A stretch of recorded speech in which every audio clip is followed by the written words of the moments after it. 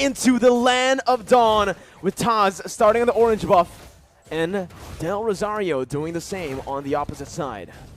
Slow start for both these junglers. They are tankier junglers essentially, so they are going to be playing a lot more for utility, but I guess Taz on the Akai can be a lot more aggressive. And just like that, you can see that the Philippines, they really enjoy using Villaluna to get a lot of information and just be a big nuisance. And you can see the response coming in from the Indonesian players. The Philippines already dictating what the movements are going to be. Both teams, again, just fighting for that mid control that is so prio, so necessary now in this current meta. Both Taz and Del Rosario are looking to go for this Lethal Wanderer, but it does feel like Indonesia will have a bit more of an advantage with the faster wave clear in the mid lane. That's the Lethal Wanderer secured by Taz, getting him a bit more XP and gold to play with. So he'll have that power spike very early on, already at level 4.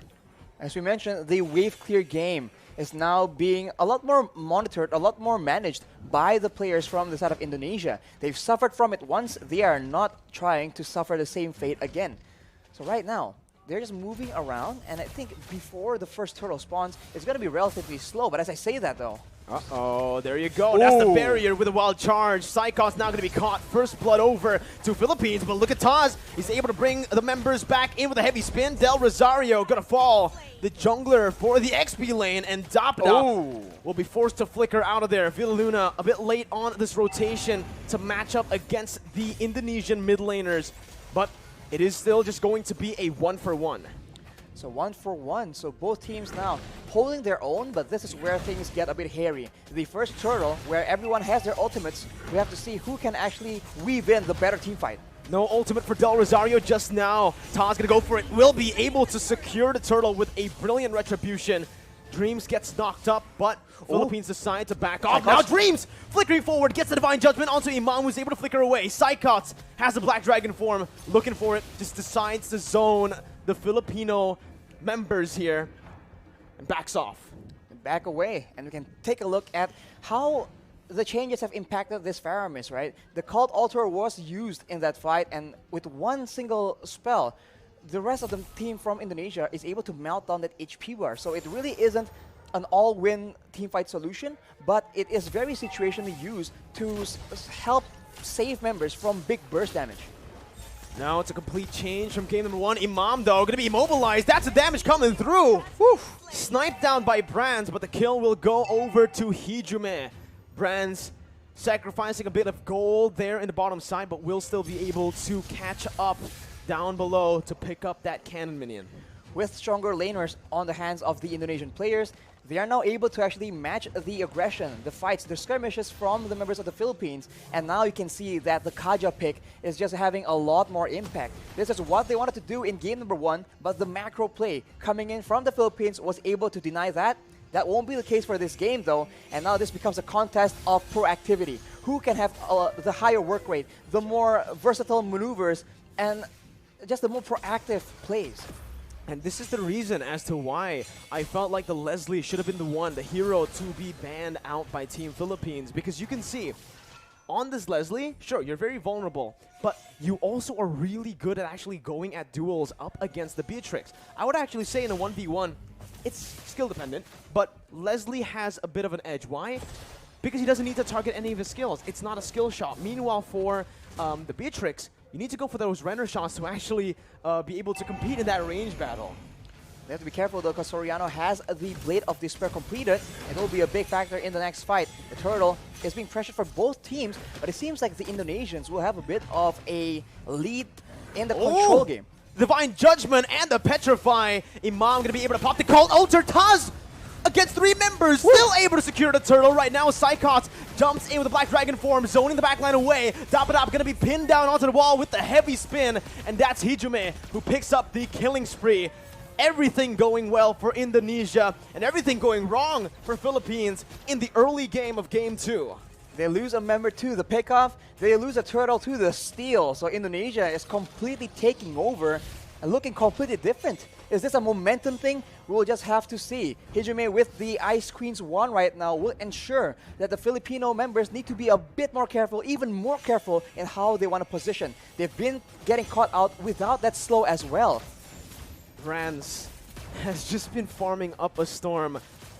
I really want to take a look at these Oh. items, right? It's a good steal by Soriano, but he got full turret gold, clearing waves constantly.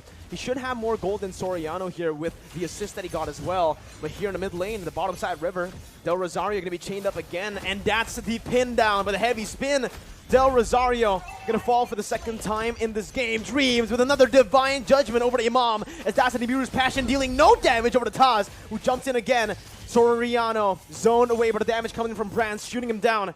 Dapadap finally rotating towards that bottom side, but it's a bit too late once again. Team Philippines falling more and more behind as we go and progress into the game.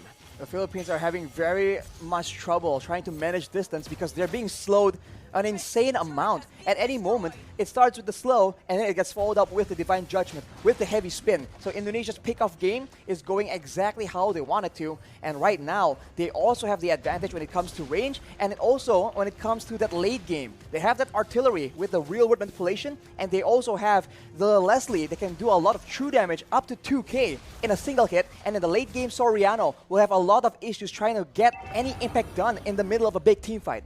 There's so much CC from Team Indonesia. There's a lot of survivability from Philippines, but they need to be able to utilize that crazy engage from the wild charge, and right now, it just doesn't feel like they are going to be able to. Taz there going for the turtle. That's going to be the real world inflation that was popped into for Soriano to flicker out. They baited out the Cult Altar, and they baited out Villa Luna into the other side of the wall. Mid lane turret going to be sieged down. Brands looking just to poke the Filipino members, but it's a good disengage by both teams.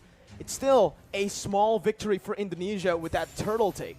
Look at how much movement, how much of a reaction you can see from the Filipino players whenever Psychots is on the map, whenever he makes an appearance. He wasn't even popping the Black Dragon from initially, and everybody was walking backwards in fear of that engage coming through. And when you are so focused like that, you are not looking at Taz with a heavy spin. You are not looking at Dreams waiting for that Divine Judgment. What I want to look at is definitely the items here for Brands, because I wonder how much gold he's actually gone this game. So far, he has been left untouched to free farm. And you see there's so much damage. That's going to be the flicker over to Divine Judgment as well to find Del Rosario. The true damage does its work. Brands picks up the kill. Dapadap trying to look for a re-engage now, but only taunting Taz. Look at the poke put down by Brands. Dream's going to be in the midst of it all right now, as he is going to be able to dish out some damage to zone the other members away. Dream still there with Psychots from Psychots with a petrified to find Soriano, and the furious dive to get Imam low under the tier 1. Gunned down by Brands. It's a 2-0 trade for Indonesia. Unreal execution coming in from Indonesia right now. We thought that Psychots was the main distraction. He was the one coming in from behind. You barely notice it until it's way, way too late. Let's take a look at that replay right now. The fight was breaking up. There's a lot of action back and forth, and Psychots out of nowhere. The tower doesn't even matter because it's way too low. Indonesia able to actually push Philippines into a very uncomfortable position, and now with all the advantages when it comes to crowd control, when it comes to damage, they are looking at a cruising victory in game number 2. This is insane. Unreal. That's the word you can use for it, right? So much doubt for this Indonesian team after they qualified to represent Indonesia with only a week to prepare right after qualifying. Still able to play super well. And now they're rotating towards that top side. Taz soloing that lore. Del Rosario caught no one there to help him out. Has to use the wild charge defensively and will lose out on a lot of HP. Brand still is able to get out. Has the flicker. They're going to go in for another re-engage here. Just some poke down onto the frontliners. And you can see that true damage, Rashi. I really wonder what the items are looking like right now, because the damage is pretty unreal already in 9 minutes for a Leslie. It comes with a true damage, and when you're concerned about the true damage, you can actually feel the burn coming in as well. Look at the items, as you mentioned. The Windtalker, the Endless Battle as well, allows him to get so much more burst damage initially, and after that, the Berserker's Fury allows him to dish out a healthy amount of DPS. On the other hand, you can see the Yve right? Hijumi with the glowing wand, all these tanky members are taking percentage HP damage whenever he's dishing out these spells, and they are absolutely spammable. And the siege game is dangerous. Luna going to be caught in that real-world manipulation. Imam as well, zoned away. The wave manipulation from Indonesia, absolutely phenomenal, as they are going to be able to use the Lord down below to pick up a turret. With Psychot zoning the other members away with a Black Dragon form as well. That's base turret number 1 taken down. Top side pushing in, but Indonesia will decide to just play it slow, clear out the mid lane, and reset.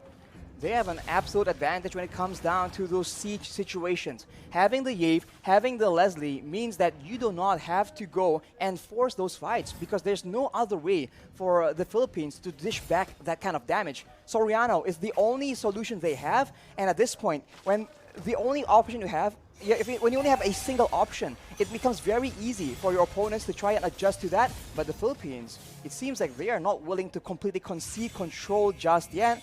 They need to be very careful though, because the flank game, that flank game is just so on point from Indonesia right now.